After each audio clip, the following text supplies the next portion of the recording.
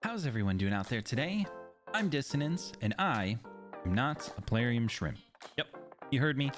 I'm not here to shrimp for Plarium. In fact, I am a big proponent of healthy feedback and constructive criticism with the intention to make Raid better in the long run.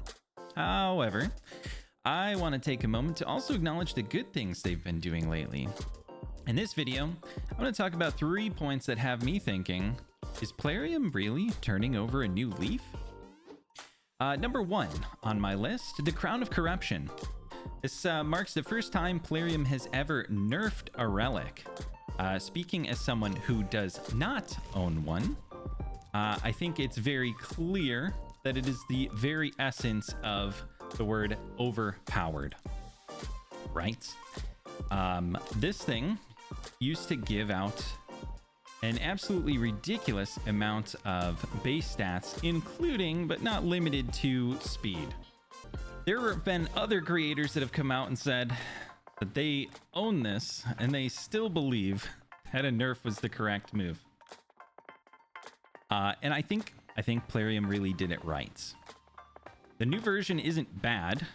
It actually probably fits the intended purpose of the relic better than it did before. It seems like it's made to be a damage dealer's relic. It still gives speed and a good amount of it as the primary stats, but it is not the instant go first mechanic that it was before, that you can only ever use on your speed leads and turn meter boosters.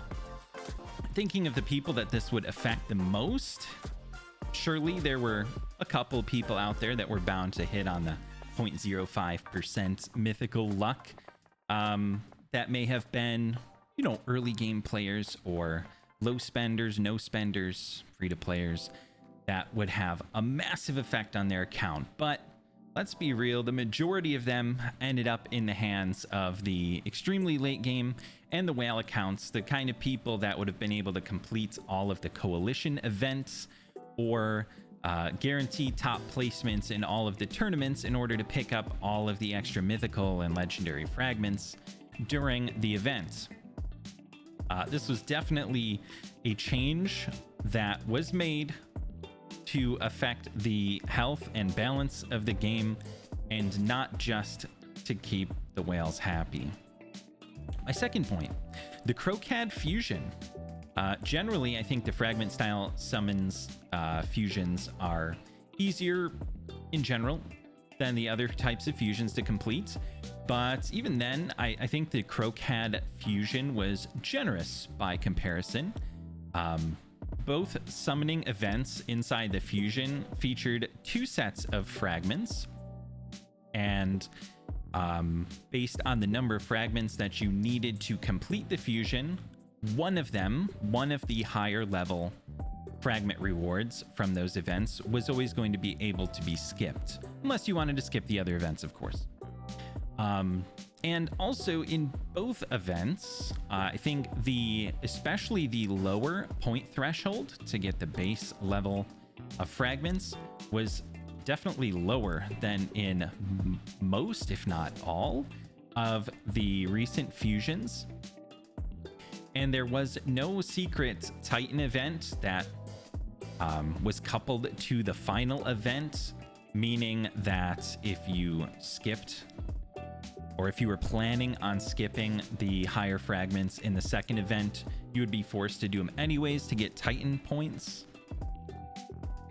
Maybe this was a throwback to what fusion events looked like in years past, maybe 1 or 2 years ago.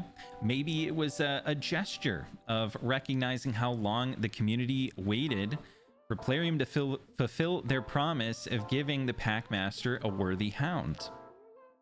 Or maybe it was just a one-off and everything will go back to normal the way it was, with slightly inflating points as each fusion goes by.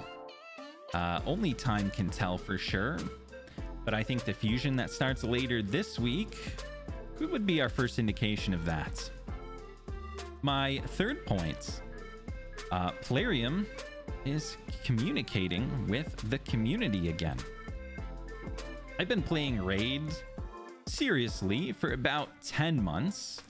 And in that time, I cannot recall a single instance in which we heard answers to questions directly from Plarium. There have been events with game shows and content creator calls, you know, with people in the program where the community had some minimal sort of representation, even if it seemed like they were kind of brushing off some of our more important questions or the ones that we valued the highest. But until this week, I didn't even know that we had a community manager or a point of contact.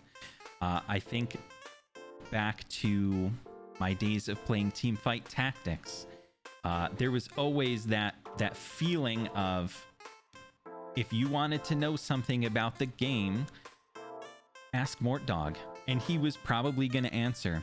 And that, I think, felt really good from a community standpoint, to have somebody you knew out there that was involved in the development of the game, but also super involved in the community. But now we have this week, just yesterday, part 2 came out of the questions, the 20 question series that answered more questions and gave more insight into the future of Raid Shadow Legends than every other news post or official video since I've started playing the game.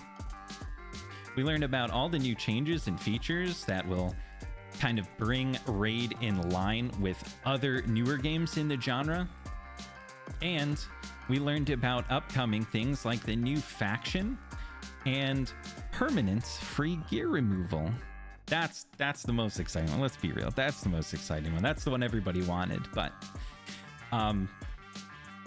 really, we've made a lot of good progress in the last few weeks, and I'm a little bit skeptical about a couple of the things, especially some of the things they mentioned in the video that they have no interest in, were slightly disappointing perhaps. But this gives us some hope for the future. Only time will tell if Plarium is indeed turning over a new leaf. But if you have any thoughts about this, or if you disagree with some of the points that I made in the video, definitely leave me a comment down below. I'd love to hear what you think. I'd love to hear some other perspectives on the matter.